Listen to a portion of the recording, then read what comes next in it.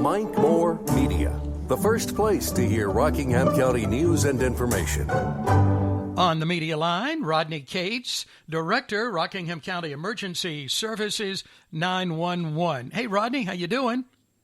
Good morning, Mike. How are you? I'm doing just great. Thank you. Well, you're wanting to give us some good information today, as usual, as we look to next week, which is Winter Weather Preparedness Week. This is something that comes along this time of the year that we need to be aware of, and some tips for us to be ready. It is. Some tips for us to prepare and to be ready. And, you know, the way it felt yesterday and today, it's certainly a good time to talk about that. It's certainly a chill in the air this morning. It really is. Yeah, we have a neighbor's cat that we put a little water out and some food for. We take better care than the neighbor does, I believe. And I just noticed the water bowl is frozen over, so need to get that freshened up. Right. Yeah, it's time to get ready for winter weather for sure. It's on the way. So where do we start? What are some things? I'll take some notes here so we can be better prepared. Well, the first thing is to make sure you restock your emergency supply kit. And for the wintertime, that could include some rock salt, some sand, snow shovels, heating fuels, things that you'll need in times of winter weather, the ice and the snow, to get those steps thawed out so that you're going up and down the steps or your driveway or being able to shovel out that driveway.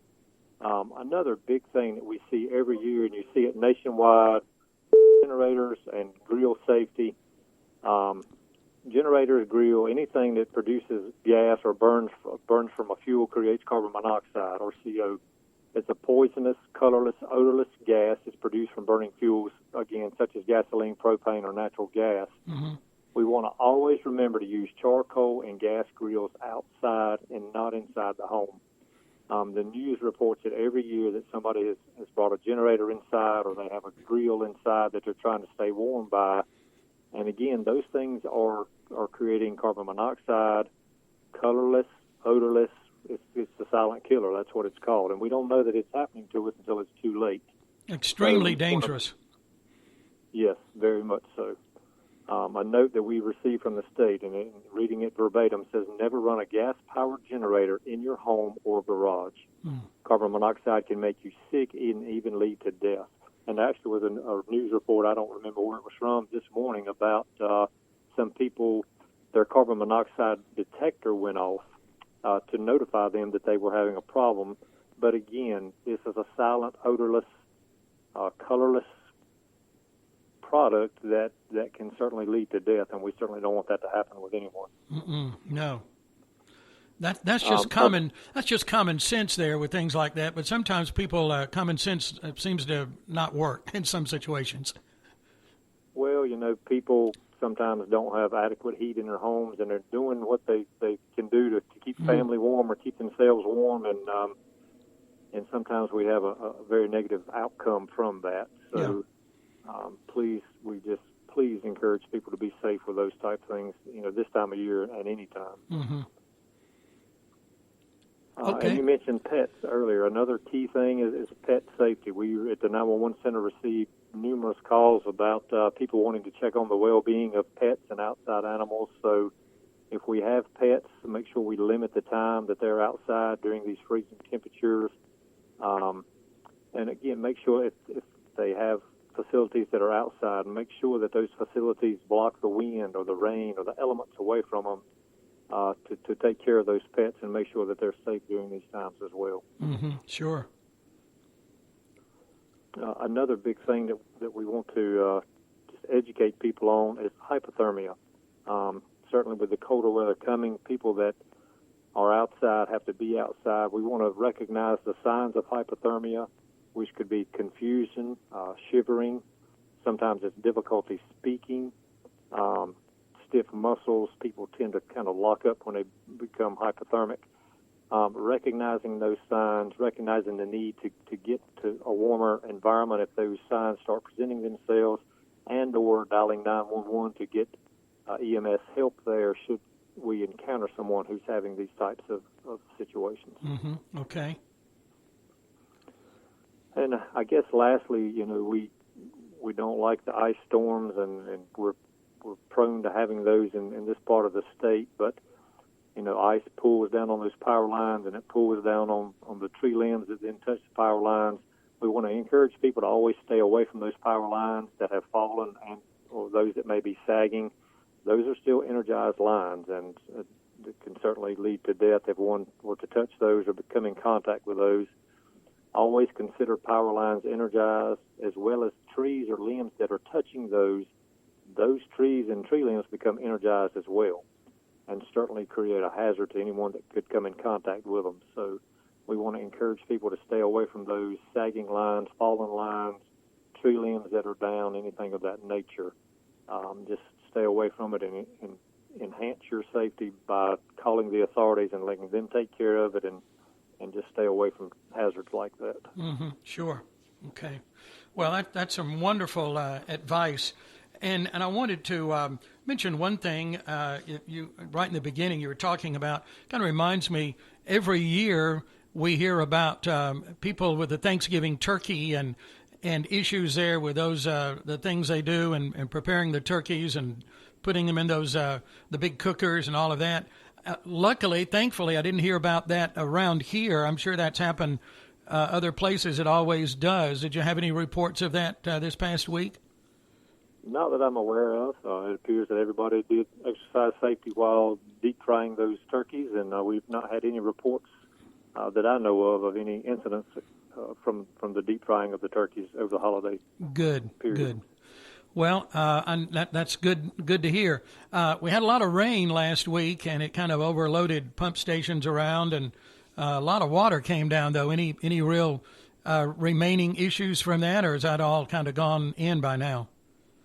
It's all receded at this time. We had some issues at our normal areas that typically flood, but the water has receded. All of our roadways are back open at this time, and to our knowledge, all operations are back to normal, especially with travel at this point.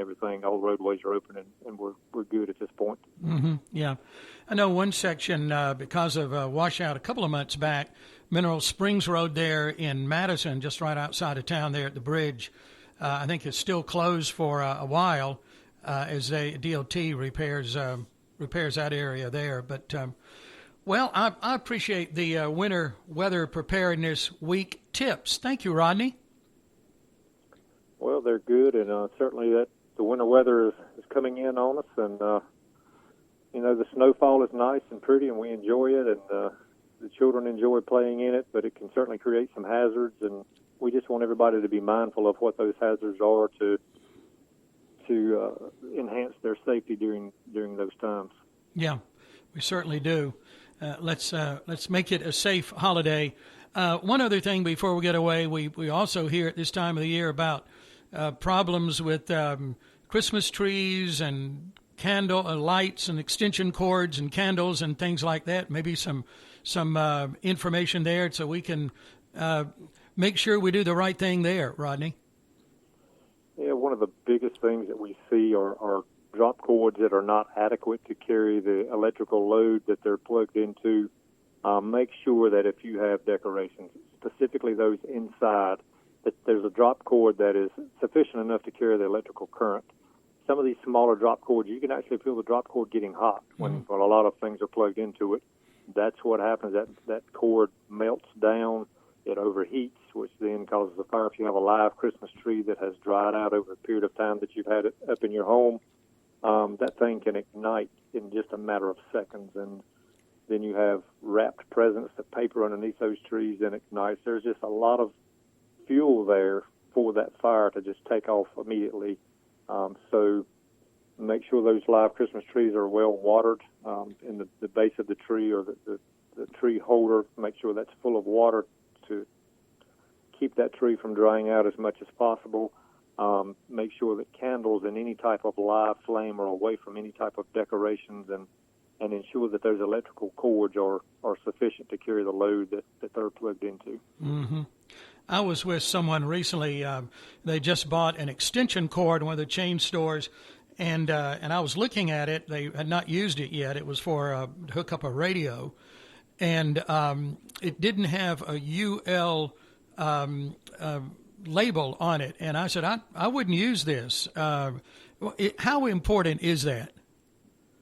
That's very important. That's the underwriter's laboratory code, which kind of certifies it, if you will, that drop cord or that piece of equipment, because underwriter laboratory seals are on a lot of different things. So it's very important, a very key piece of information that one should look for when purchasing those types of devices or that equipment.